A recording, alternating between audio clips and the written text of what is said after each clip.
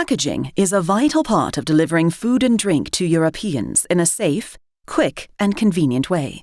The draft Packaging and Packaging Waste Regulation, part of the EU Green Deal, prioritizes reusable packaging. But this simple approach is no silver bullet. A new study produced by global management consulting firm Kearney says a mix of solutions is needed to ensure circularity across the takeaway and dine-in segments, and that a move to 100% reusable packaging by 2030 would significantly increase greenhouse emissions. The study says reusable models should not be implemented for takeaway, and that scaling recycling solutions and infrastructure should be the priority for dine-in. It also sets out the downsides to reusables for the environment, businesses, and consumers. The study says that reuse models will lead to a sharp increase in plastic materials in Europe. 100% reuse targets by 2030 will create 4 times the amount of plastic packaging waste for dine-in and 16 times for takeaway. That's a lot more thick plastic instead of recyclable paper and cardboard. Successful implementation of reuse is based on optimistic return rates of 70% for takeaway and 95% for dine-in. For example, a reusable cup needs to be reused between 50 and 100 times its return rate to make it environmentally preferable to a single-use cup from a plastic waste generation point of view. Lower return rates mean restaurants need greater stocks of reusable packaging, with a greater negative environmental impact due to manufacturing and transport emissions. The study shows that a move to 100% reusable packaging by 2030 would increase greenhouse emissions by up to 50% for dine-in and up to 260% for takeaway. The hidden environmental cost of the extra energy use needed to keep your reusable packaging clean.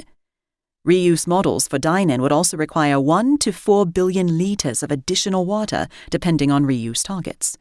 As the study notes, it's crucial to consider the full life cycle of reusable packaging. With many businesses facing rising costs, the EU's packaging plans would add to the burden.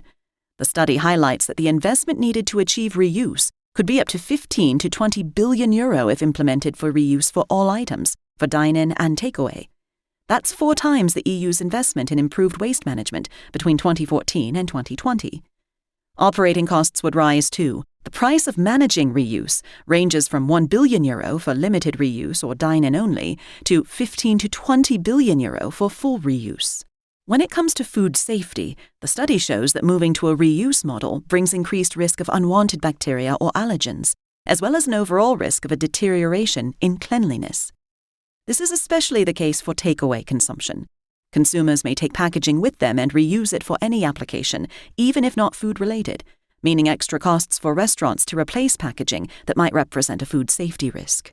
Consumers' experience of quick-service restaurants could change fundamentally, and for the worse. The study highlights both the risk of longer wait time from slowed-down operations and the burden of locating returning stations to bring back reusable packaging. And it's not just consumer convenience that will be impacted. Costs are likely to go up too. The study suggests that added labor, energy, and material costs from washing would lead to significant cost increases, and potential deposit schemes may negatively impact consumer perceptions of affordability. We don't need simple solutions. We need sustainable solutions. We need to pause, reflect, and move together. The EU's packaging plans are no silver bullet and risk unintended consequences for the environment, business, and consumers. Go to nosilverbullet.eu to see why only a mix of packaging solutions will provide a sustainable future.